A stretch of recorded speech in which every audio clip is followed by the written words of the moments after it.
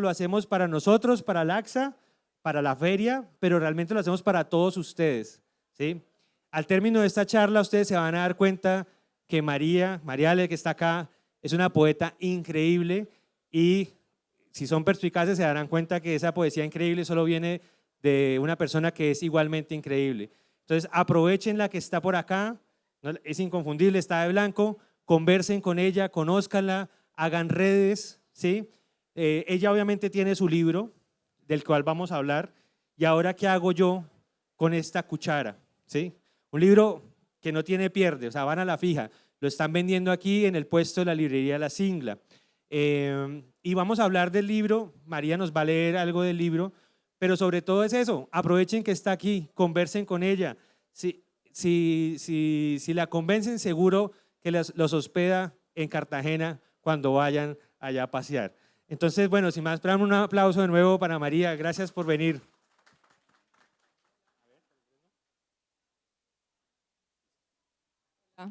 No, parece que no. Ah, sí. Hola, gracias Carlos. Bueno, yo estoy muy complacida de estar aquí en Bucaramanga por primera vez. Y bueno, lo importante de estas fiestas en torno al objeto amado, que en este caso es el libro, es conocernos. Entonces, bueno, qué dicha que estamos juntos. Bueno, María, no, dentro de las cosas bonitas que usted va a ver aquí en Bucaramanga, además de la carne oreada, más de las cosas que ya le hemos mostrado, es esto, Voces Feroces, un espacio donde la gente genuinamente se reúne por el tema de la literatura. A mí me encanta traer poetas porque yo siento que la ciudad tiene un interés, un hambre muy grande por la poesía. Entonces, pues la conversación va a girar mucho en torno a la poesía y en torno sobre todo a su obra. Y ahora, ¿qué hago yo con esta cuchara? De pronto, al final de la conversación, todos vamos a poder responder la pregunta de qué se hace con la cuchara o no. ¿O no? O no. Pero digamos que antes de comenzar a meternos de lleno a hablar de poesía, cuéntenos un poquito de quién es María, porque yo sé que María hace muchas cosas, me vienen a enterar que hace muchas más cosas que poesía. Bueno, yo crecí en un pueblo del sur de Córdoba que se llama Montelíbano, que está como en la frontera con Antioquia, cerca de Caucasia. Y después creo que hice un periplo muy grande intentando ver qué era lo que quería hacer con la vida. Y ahora más o menos entiendo por dónde es, 10 años después.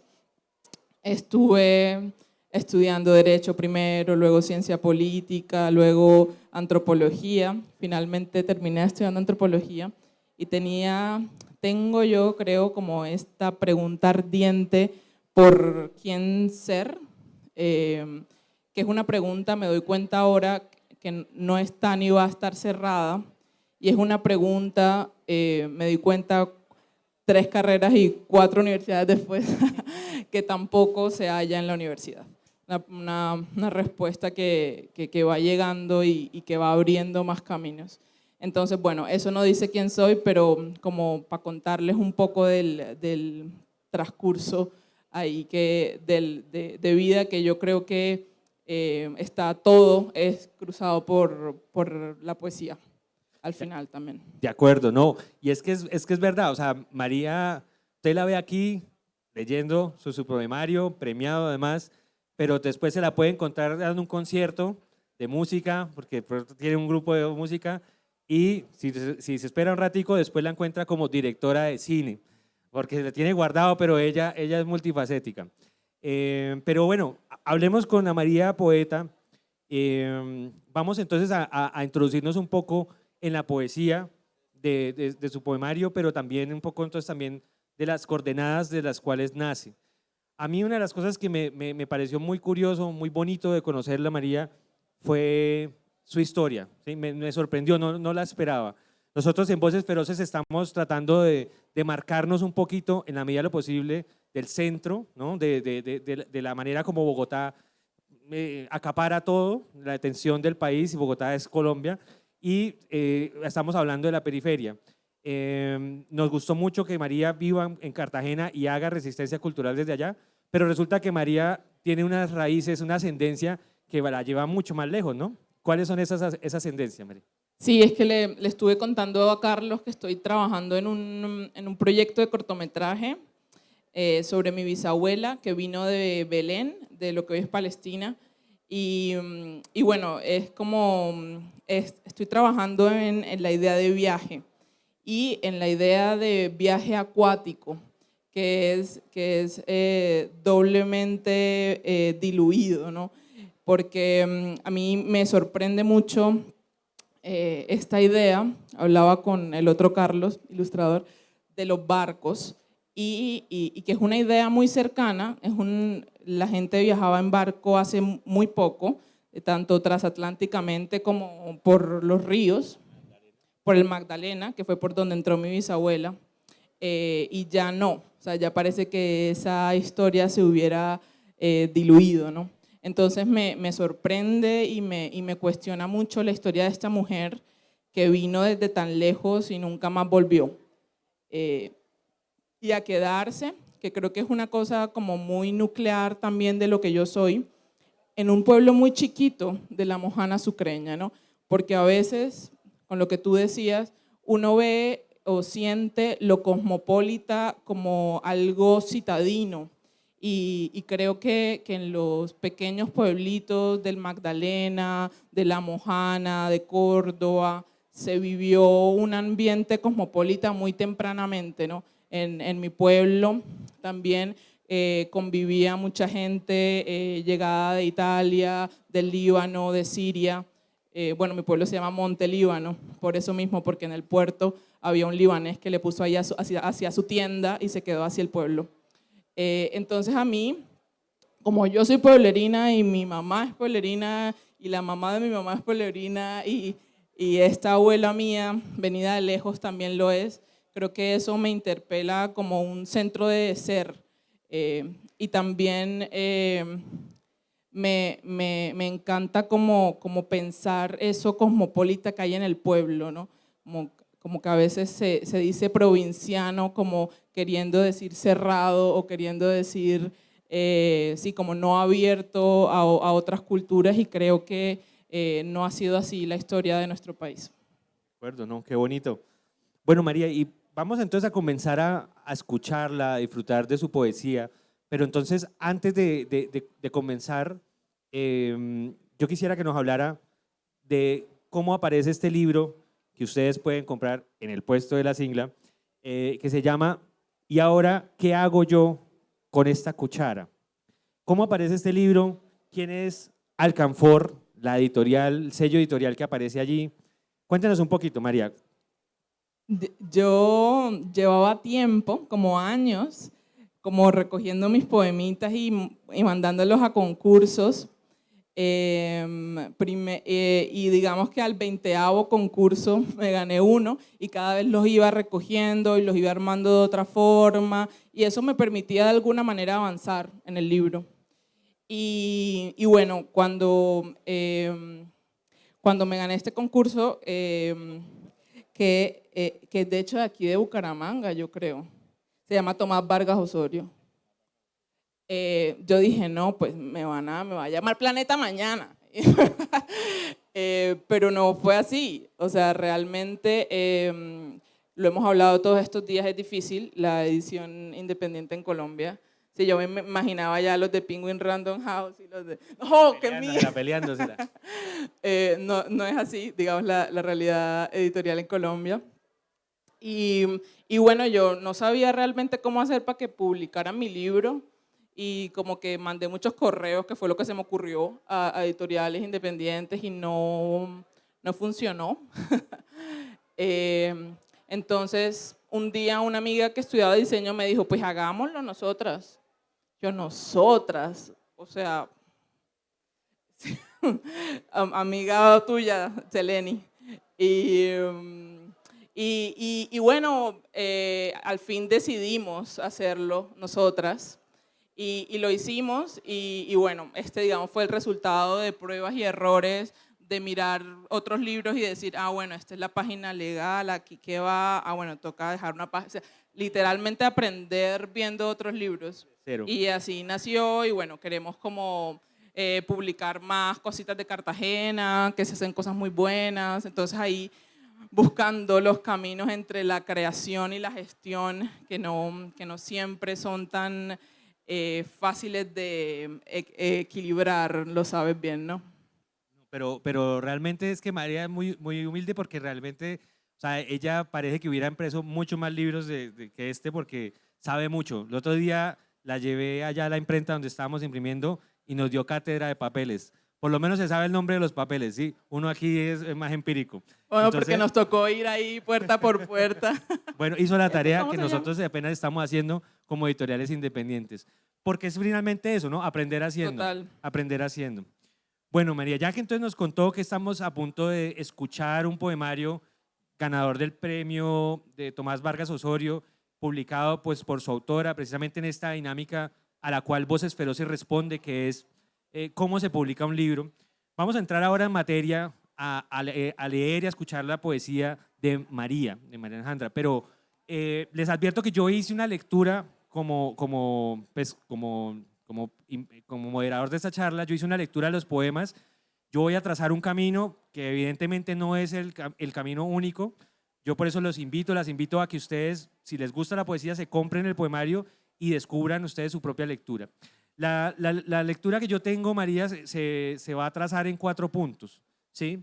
Y en esos 4 puntos yo quisiera pues invitarla a que su merced nos lea algunos poemas. Si su merced quiere leernos más, pues bueno. El primer punto habla de precisamente de lo que estábamos enunciando al comienzo, y es, si lo fuéramos a titular, sería ¿de dónde se es y de dónde se escribe? ¿Sí? Yo pienso que eso es una pregunta muy importante porque no toda la literatura tiene que ser georreferenciada, ¿no? No toda la literatura tiene que hablar del lugar de donde uno es. Sin embargo, uno referencia el lugar de donde es porque es algo que se transparenta, ¿no? Y me pareció muy bonito encontrar que en su poemario se hablan de varios lugares, ¿no? Hay un poema para Cartagena, hay otro poema para otros lugares, hay un poema que tiene referencias a Brasil, hay poemas que tienen ese toque capitalino inequívoco. Entonces, yo quisiera que pues, su merced nos comentara un poco como cuál es la relación que su merced tiene con el lugar en donde está y su escritura, y si es posible, entonces después que nos leyera algunos poemas que yo tengo preparados. Carlos me hace esa pregunta como para hacer un doctorado. ¿Cuál es la relación? No, pensando en esta pregunta que me has hecho de dónde se es y dónde se escribe, yo pensaba en las múltiples coordenadas que eso tiene. Es decir, claro, les decía ahora, ¿no? Como esta etos del pueblo que a mí me interesa y me atraviesa. Pero yo pensaba que, claro, uno es de ese lugar geográfico, pero digamos, yo soy también de un cuarto que había abandonado en mi casa. Y yo ahí hacía mi cambuche y metía las enciclopedias y yo siento que ese lugar desde donde uno habla es el cruce de todas esas coordenadas, ¿no? Claro, en ese pueblo del Caribe colombiano, con esas abuelas comiendo mote queso, boca chico, tan, pero también, y digamos que esto es como parte ya de la vida más interna, de ese cuartico abandonado donde me gustaba meterme a, a tener una vida interna, que sí. Bueno, María, entonces, si quiere, regálenos primero este poema, la página 51, Tierra Negra, Tierra Negra. Tierra negra, donde quiera que haya un animal, hay algo sin patria. Hay una garza ahora regando sombra sobre un suelo que ciertamente no tiene nombre. Y la lluvia, donde quiera que cae una gota, cae un peso descuidado de frontera. Y yo, entonces, que tengo algo de gota en un ojo y algo de garza en el otro, ¿cómo se llama? Donde miro. Una mata de orégano crece al lado y lado del puesto de migración. Los bracitos de sus raíces se abrazan horizontales a lo que sí se llama tierra negra. Gracias, María. Hermoso, hermoso. Gracias. Muy bien. Tengo otro que me gustaría que nos compartiera, que es precisamente, yo es que ya me lo leí todos, pero es que me gusta escucharlos de su voz. Otro que se llama precisamente Concurso de Belleza en Cartagena. ¿Sí?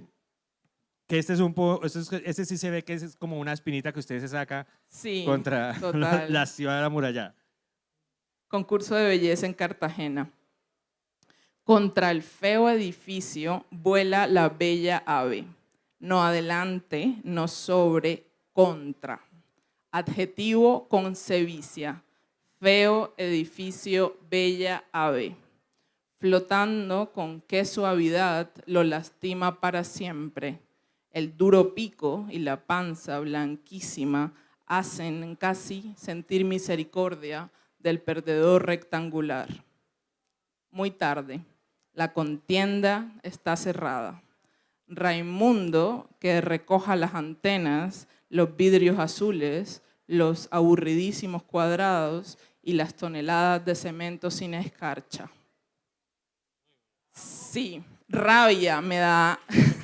Gracias. Bravo, bravo. Rabia me da que todos los edificios sean igual de feos y me parece como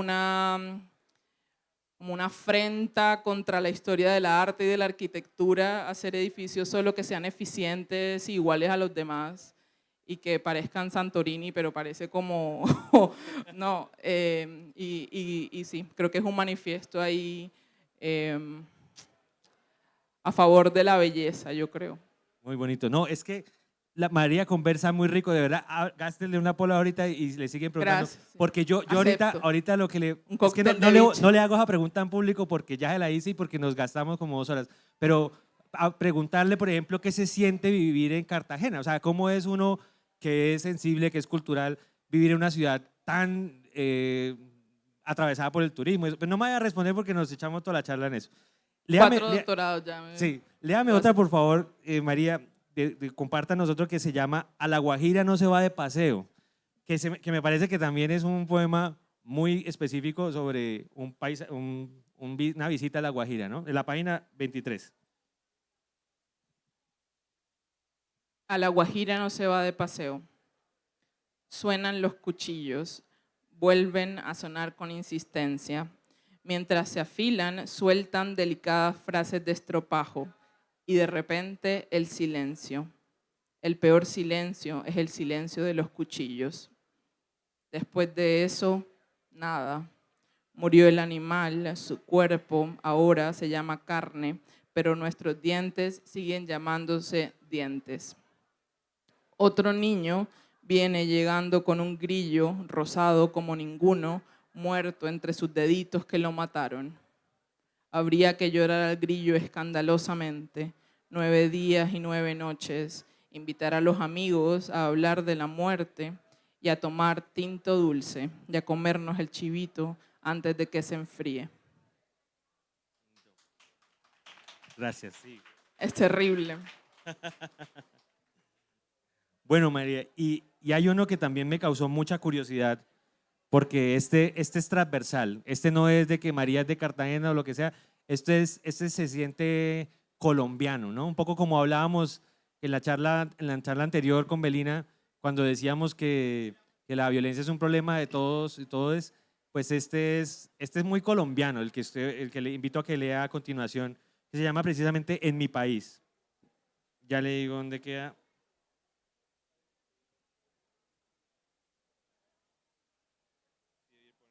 Ya lo encontré. Epa, listo. En mi país, el que observa mucho algo, mejor no lo observe.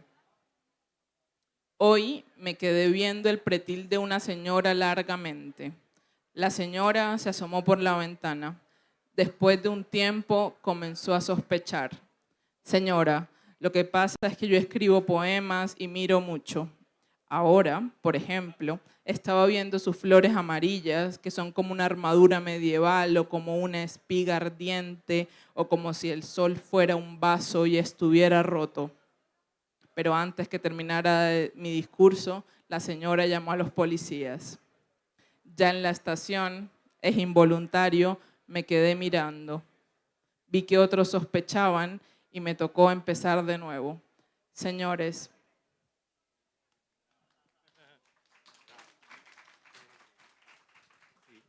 Hermoso. Sí, ese pues es identificable, es las dificultades propias de vivir en nuestro país, ¿no? Sí, como no poder quedarse mirando El que mucho. no mira, el que mira mucho, el que pregunta mucho, el que incomoda, ¿no? Bueno, María, eh, vamos a la segunda estación de nuestra lectura de este poemario, que este es un poemario que, como ustedes pueden darse cuenta por su título, ¿qué hago yo? ¿Qué hago yo con esta cuchara? Ustedes se dan cuenta que esto es un poemario que tiene como imagen una cuchara, es decir, un utensilio de las cosas más comunes y al mismo tiempo más necesarias, ¿no? Para la subsistencia, pero más comunes, más a la mano, como diría por ahí un filósofo. Entonces, una de las conversaciones que tuvimos con su merced fue que a usted no le gusta escribir poesía trascendental, digámoslo así. A usted le gusta escribir poesía de las cosas que tiene a la mano, de las cosas. Usted tiene todo como una visión de las cosas. Cuénteles un poquito a las personas por qué le gusta a usted escribir poesía de las cosas. Es que no es que me guste, sino que yo no veo más nada. O sea, es decir, a mí me parece que a mí me parece que la poesía, además de mi forma de estar sola, es mi forma de decir una verdad, como de buscarla. Ayer hablaba con Santiago Guevara, que es el otro invitado, ilustrador espectacular que está por aquí, que hace muy buena curaduría esta gente. Yo estudié artes un tiempo y yo pensaba que la primera clase de dibujo es imagínense, como saquen lo que está en su imaginación y dibujen un monstruo de 5 cabezas. Y yo, digamos que eso era lo que me imaginaba, pero las clases fueron, dibuje esa silla 50 veces o dibuje a su compañero hasta que lo encuentre y resuelva cómo traducirlo al papel. Y luego o pensar un objeto con una u otra luz, ¿no? Y luego yo me di cuenta, junto con estas maestras, que es que no hay nada más como infinito, rico y diverso que observar, que ver bien, que escuchar bien, y ahí están todas las capas. Ahí está la lectura que le permite a uno escribir. Entonces, yo creo que esto del estilo y esto de ver lo que a uno le interesa y le obsesiona se hace como para atrás. Como, claro, tú me dices lo de los objetos, lo del humor y todo esto, la gente me lo dijo después de que yo había escrito el libro y yo les dije, sí, claro, pero yo no, o sea, yo no dije, yo escribo con humor o yo escribo de las cosas o esas cosas me obsesionan. Eso es algo como que uno lo va como mirando para atrás, creo yo. Me hiciste una pregunta. No sé, pero Digamos por ahí va, por ahí va. por ahí va, por ahí va. Entonces creo que es eso, o sea, que porque me gustaba, sí, es como lo que uno hace, o sea, Claro. como que uno es una flor y da flor o da esto o da una mandarina, pero uno no sabe por qué, pero eso es como lo que...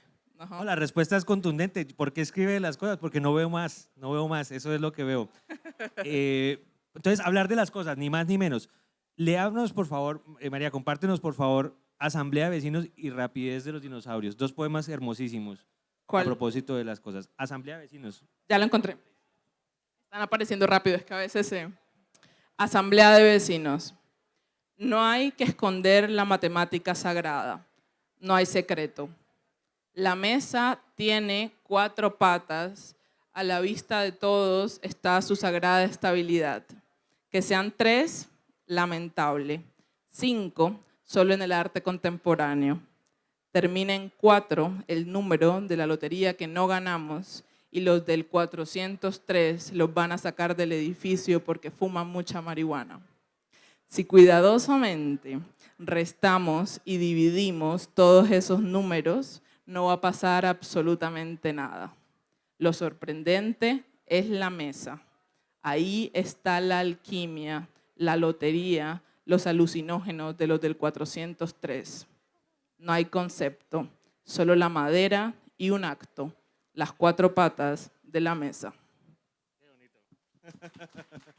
Es que si uno se pone a pensar es alucinante, o sea, como Sí, es que solo, ¿sabes de dónde más soy? Como de la lentitud. O sea, yo siempre fui lerda para todo y eso me trae muchos problemas en la vida, pero también creo que es lo que me ha dado la poesía. Entonces, como quedarse mirando una mesa y decir, marica, claro, tiene 4, ¿sí? Ahí Ahí está el está. universo. No. Bueno, a propósito de la velocidad, María, hay un poema que es muy hermoso que se llama Rapidez de los dinosaurios, para que nos lo comparta, por favor. Rapidez de los dinosaurios. En un libro donde hablaban de la evolución, decían algunas cosas como si fueran obvias. Que antes de las plumas los pájaros tuvieron escamas, que antes no se llamaban pájaros, que antes es antes de que existiera la palabra antes. En un libro de poemas leí algo que también dicen los libros de biología, todo viene del mar. Pensé que ese es el problema de lo obvio, que no aclara las circunstancias prácticas, no avisa cuál mar, ni si tiene playa, ni de quién eran los dedos que se convirtieron en escamas o viceversa, ni si alcanzamos a pasar por unas cervezas antes de convertirnos en otra cosa.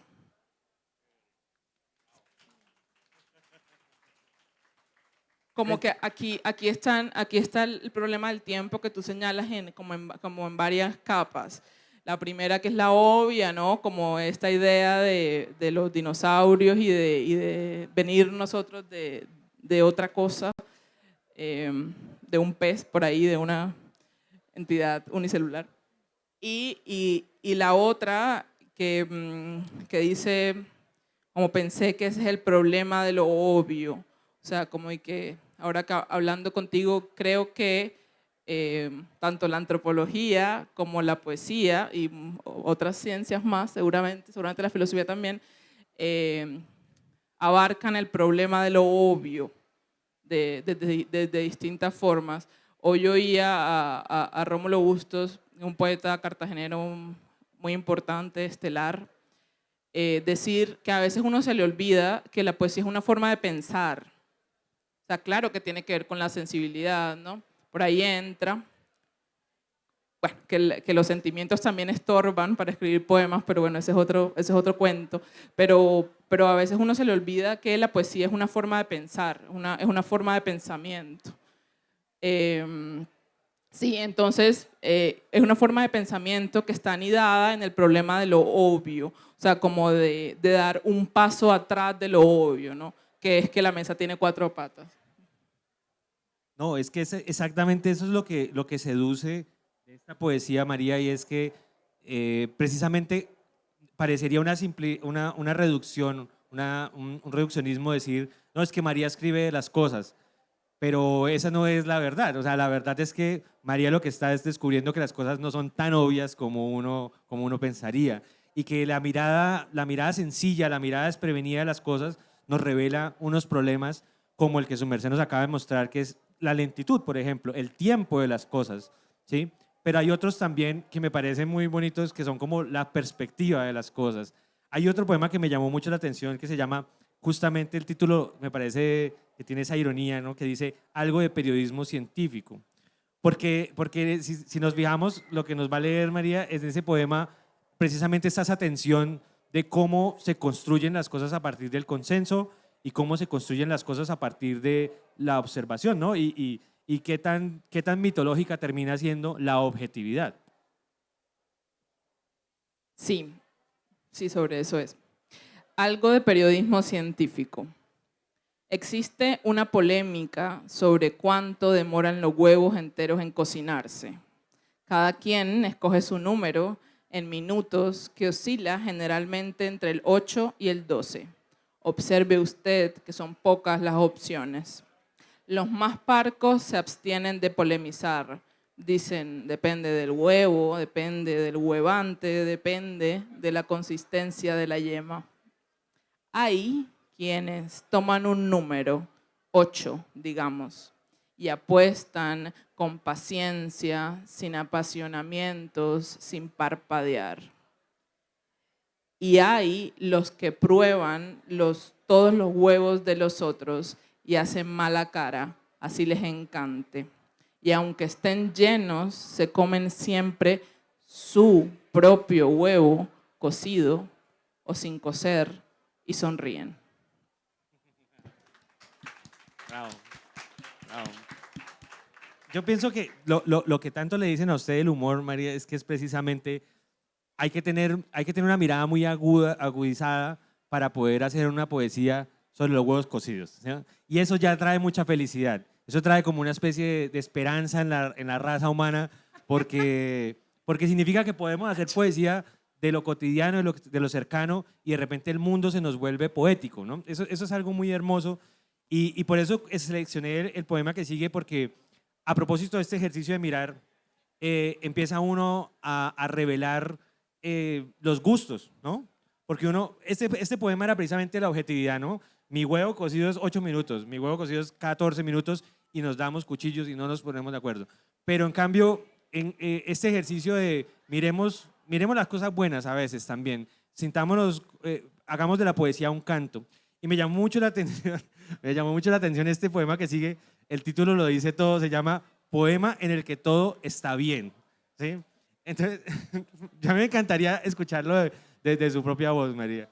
¿Qué Sí, nos quiere que decir? sí, no, enseguida, pero pensaba en eso del periodismo científico y como pues que es un poema un poco como sobre la ridiculez también de empecinarse con la propia idea y como de comerse su propio huevo, ¿no? Siempre, y no ver el huevo de los otros y como sí, como haciendo gracia un poco como de estas discusiones científicas tan serias y que en efecto son serias y que en efecto es serio lo que yo hago y que en efecto se necesita. Pero sí. ¿Cuál fue que me dijiste? 46. Poema en el que todo está bien. Así que todo está bien en la poesía, María. Todo está bien. Palabras polémicas. Poema en el que todo está bien. Muchos poemas son oscuridad y niños perdidos, ausencias en el rostro de la noche. En cambio, este es un poema en el que todo está bien. En él hay un perrito tierno con una placa que dice Lucky, dos turistas con sombreros, una pareja besándose en una banca y no dan náuseas ni nada y no me pregunto si es moralmente correcto haber domesticado a los lobos y que ahora sean animales al servicio sentimental de la especie humana. Tampoco si la moral es algo que hay que tener en cuenta, ni hago un recuento de sus diferencias con la ética y la teología. En fin, es un buen poema. Como decía, está todo bien, marchando sobre ruedas, suave en la nave, mejor imposible, gracias a Dios.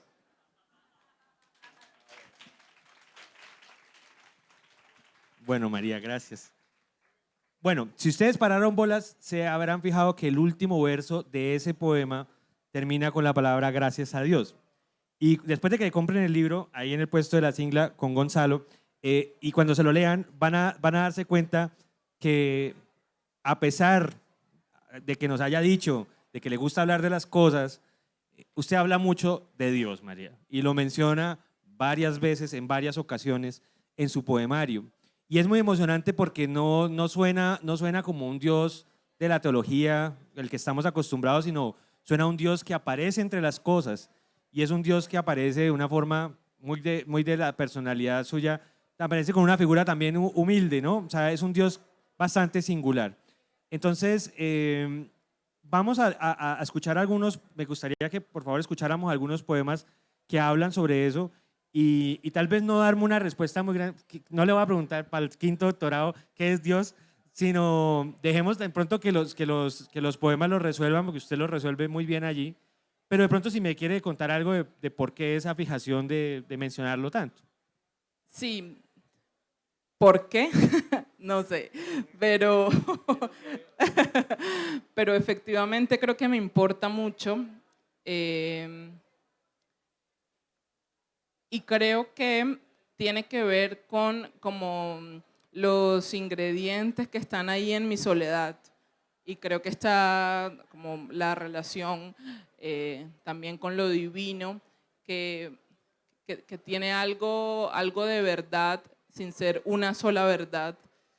Y yo creo que tiene que ver también con lo grácil y con lo leve. Como, por eso quizá tú lees que no es un Dios de niños perdidos y de ausencias en el rostro de la noche, que las hay, que las ha habido en mi vida, ¿cómo es que dice San Juan de la Cruz? La noche oscura del alma, que ha habido muchas noches oscuras de mi alma, creo que es la única, creo que de ahí también sale el buen humor, me parece a mí. Y sí, yo creo que eso está ahí por eso. Y creo que yo lo vivo cotidianamente y creo que mi forma de sentirlo es también sentir que la vida es leve y que, no sé, en el amor y la amistad con otros está eso que yo siento, que es lo divino. Entonces, sí, creo que me atraviesa mucho y creo que por eso lo ves ahí. Bueno, María, por favor, regálenos de su voz el poema. Esto no tiene nada que ver con el budismo por ahora. ¿Cuál es? Es la página 67. 67.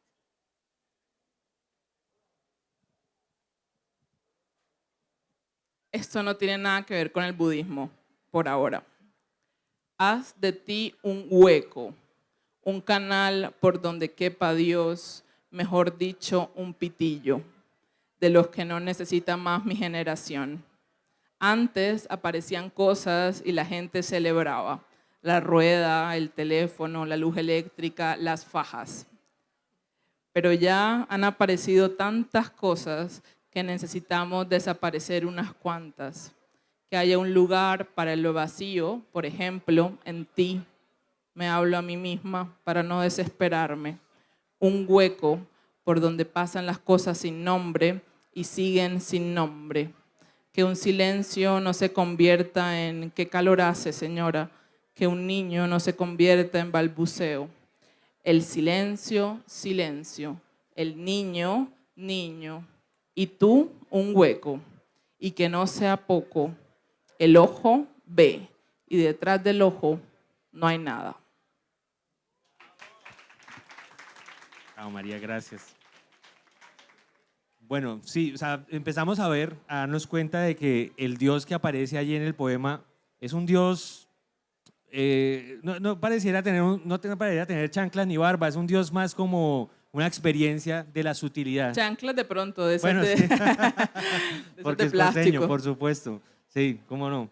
Pero sí, es un Dios que es más como un espacio, una sutilidad. Y pensando en eso, me encontré con este otro poema que es inevitable, me sacó una sonrisa muy grande, porque yo pensando precisamente en hacer esta pregunta y usted ya la respondía en un poema. Se llama Otras técnicas subacuáticas, en la página 55. Un poema hermoso, María. Felicitaciones por ese poema también. Otras técnicas subacuáticas. A veces fantaseo que soy tan famosa que me hacen una entrevista pública al aire libre.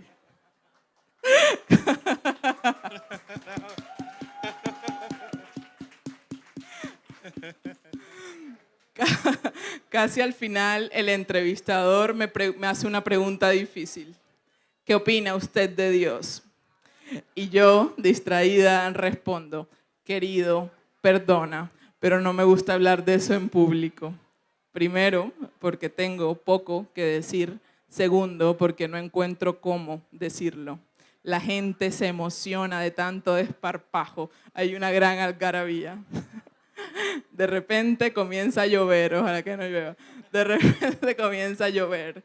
Las alcantarillas se rebosan, las señoras se ensucian los zapatos de aguas cochinas y los señores alzan en brazos a sus hijos llorones.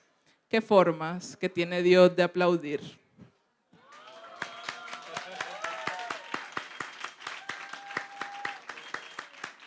Gracias, Carlos. No, María, usted fue la que se lo escribió pensando en voces feroces en el futuro. Bueno, muy bien. No, bueno, pasemos entonces ahora de esa tercera estación que era la pregunta de Dios. Y hablemos de la última estación, porque me queda esto y otro temita que me gustaría que alcancemos a mencionar. El poema Lugar de Encuentro. María, es inevitable que el poema sea en su calidez, en su... Usted misma lo decía el otro día, el poema es el filo del lenguaje, ¿no? El lenguaje en su expresión más consciente, más poderosa. Es inevitable que si se trata del lenguaje, y el lenguaje lo aprendemos de mamá, papá, del colegio, de la familia, de la sociedad, sea un encuentro con los otros y con uno mismo, por supuesto. Entonces, estos poemas que yo seleccioné pues hablan mucho como de esa otra cosa que veo, que es una observación no solamente de las cosas, sino de las personas, los comportamientos de las personas. Y me parece ver que su merced tiene el temple de poder llamar la atención también de cositas que no le gustan, ¿no? De actitudes que son sintomáticas, sobre todo en nuestra sociedad. Y tienen que ver, por ejemplo, con el arribismo, el clasismo, y esas cosas tan molestas de nuestra sociedad mestiza, además. Hay un poema que me llamó mucho la atención que se llama Señora de Bien, ¿no? Entonces, no sé si me lo quiera regalar. Ya le digo qué página es.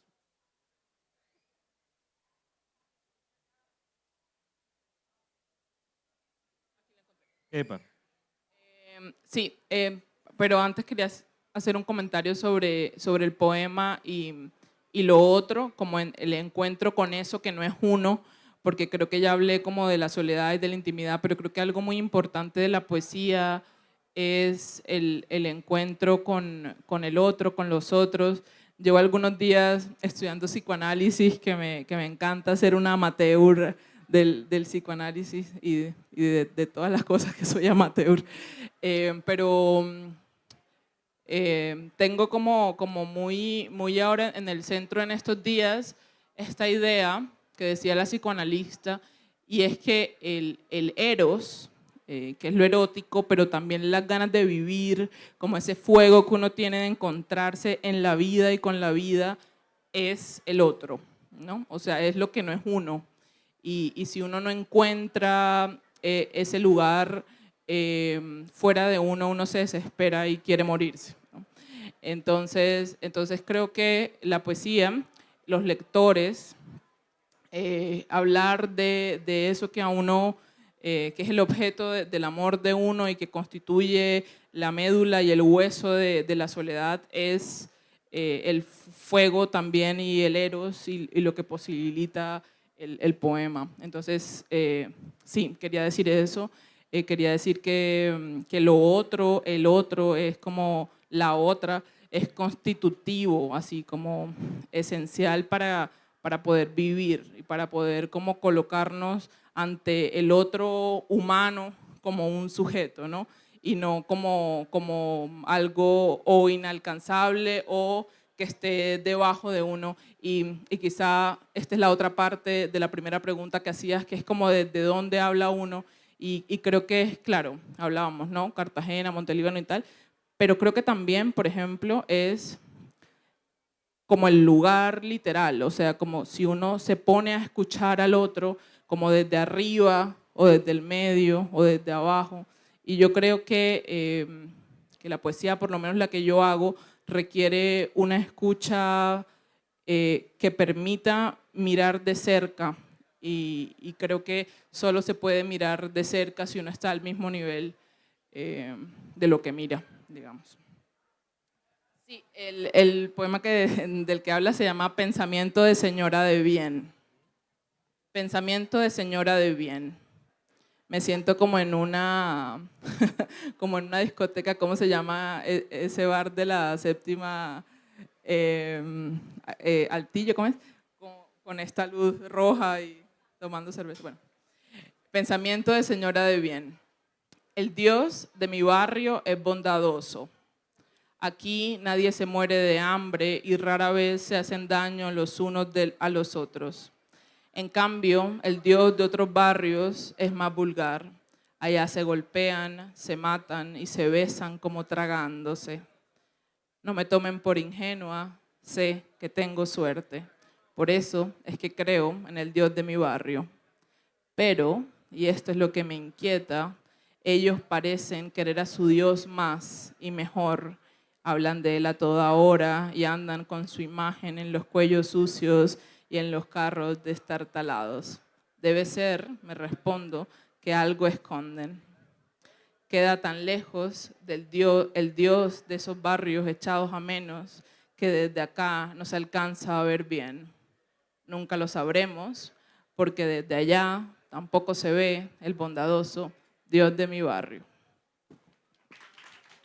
Ese lo hice pensando en algunas señoras del barrio de mi abuela, como viéndola salir de misa y escuchando también lo que ella piensa y lo que ella canta, como sobre una religiosidad tan diversa, ¿no? Como desde tantos puntos de vista y como esa forma como de amurallarse precisamente que hay en Cartagena a veces, como de barrio a barrio. Bueno, María, muchas gracias. Vamos llegando al final de esta charla, pero yo no quisiera que nos fuéramos sin dos cositas. Voy a pedirle que me lea un poema más y después le voy a hacer una última pregunta muy veloz. Pero bueno, antes de que nos vayamos, recordarles que estuvimos atravesando un viaje de 4 etapas por este libro, hermoso libro que se llama ¿Y ahora qué hago yo con esta cuchara? Entonces, miren a ver ustedes qué hacen con este libro después de que lo consigan en el puesto de la Singla. Y miren algo muy bacano para los que les gustan los libros. Pueden llevárselo firmado, ¿sí? Aprovechen, tenemos a María aquí al lado. ¿Cuándo la van a volver a ver? Yo no sé, ojalá sea pronto, pero si no, aprovechen, llévenselo firmado. De esto se trata, de historias, de vidas. Entonces, es un bonito recuerdo. Bueno, María, este último poema, yo puedo decir que fue el que más me gustó, me marcó, lo voy a tener así como en mi corazón y lo dejé al final porque siento que es un colofón, ¿sí? Siento que marca como un cierre a pesar de que está pues metido en la mitad del poemario. No sé si lo es para usted, no sé si es así, pero me parece como una buena manera de concluir. Es este que se llama Mis venenos están intactos. Sí, bueno, sí, bueno, menos mal me acordé, mejor dicho. Quería dedicarle uno de estos poemas, este puede ser a Jesús, de La Bellecera, por ahí, Chucho de que La me Bellecera. contó que era lector y bueno, muy emocionada también de que mis Un libros saludo estén por para el chino allá. Jesús, allá en el puesto de La Sí, Bellecera. por allá está escuchando, bueno, le voy a dedicar este Epa. poema. ¿Cuál? Ya lo encontré. Mis venenos están intactos, pero ya no están contra mí, sino conmigo. Conoce tus serpientes, déjate morder por todas, y cuando no haya veneno que tu piel no conozca, se conocerán tus animales. Y en vez de arca, construirás un puente. La búfala alimentará con su leche a las serpientes. Y Noé, no me preguntes por qué, pero esta vez no hay jirafas. En fin, no habrá armonía, pero tampoco miseria. Cada animal podrá emitir su sonido sin temor a ser castigado, y la bulla entera, toda, se convertirá en tu forma de hablar. Gracias, muchas gracias. Voy a leer uno que es como primito de ese, que, bueno, este puede que sea un colofón, pero el que realmente es el colofón, porque digamos que hasta tiene como una marca, pensando en que este poema es como la bisagra entre este libro y el próximo, o lo próximo que yo haga, y como ese tránsito que es escribir un libro, o sea, esa transformación que es necesariamente el viaje y la escritura a la que les animo si tienen ese fueguito por dentro.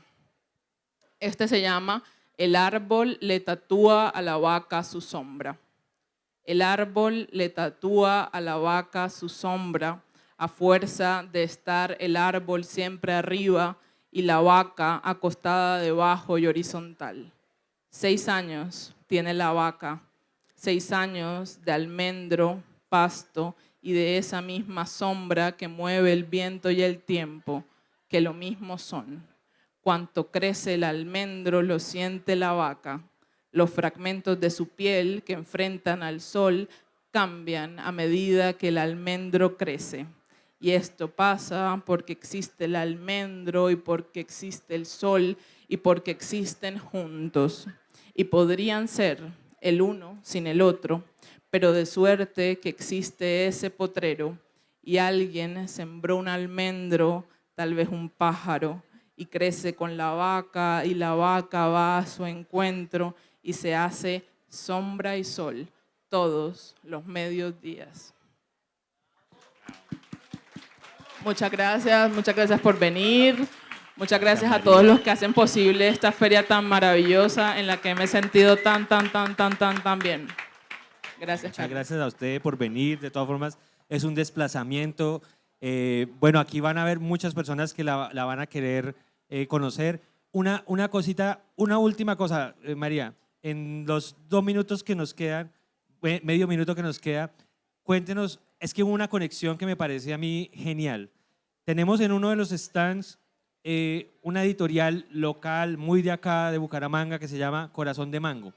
Resulta que las mujeres de Corazón de Mango son las personas que están vinculadas a un proceso muy hermoso que se llama el Encuentro de Poesía De mujeres poetas de CRT. de mujeres Sí. poetas de CRT.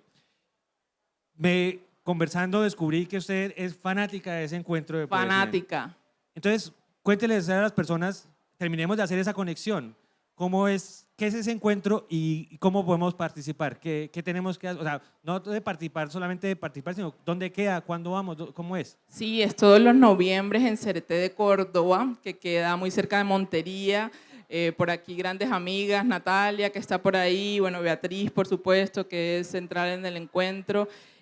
Para mí, yo lo conocí hace como 4 o 5 años, y yo soy de un pueblo cerca, como les contaba, de Montelíbano, y para mí ver que hace 30 años, o sea, es que yo siempre pienso en esto, como una cosa es decir que hay un encuentro de mujeres poetas del 2014, bueno, válido, tal, pero pensar, ¿no?, que hace 30 años en CRT, en una sociedad como tan cerrada, en la que hay que hacer tanta resistencia cultural, se reúnen mujeres noviembre tras noviembre, de todas partes del mundo, además, porque en ese encuentro yo he conocido poetas de Irán, de México, de España, muchas de ellas que son mis amigas ahora, mis hermanas, con las que hago proyectos, escribo, en fin. Para mí fue deslumbrante y yo no salgo aún de esa luz. Y bueno, no, eso, contarles eso, se hace todos los noviembres en CRT. Pueden ir a escuchar a estas mujeres maravillosas, tienen que ir a CRT. Sí. Se hace además, bueno, en los lugares rurales hay unas casas de poesía, que es una cosa magnífica, como que vamos y la gente dispone sus patios para que leamos poesía. Es un sueño que como este se hace a punta de terquedad, de amistad y de amor por la poesía y por la literatura. Bueno, ya saben, pregúntenle más a María, a Beatriz Vanegas en Corazón de Mango, qué es el Encuentro de Mujeres Poetas de CRT y acompáñenlo, apóyenlo, así como apoyan acá a Voces Feroces. Muchas gracias por compartir. Muchas gracias. Nos vemos ahorita. Seguimos con la programación. Tenemos ahora un concierto y luego un recital de poesía. Gracias.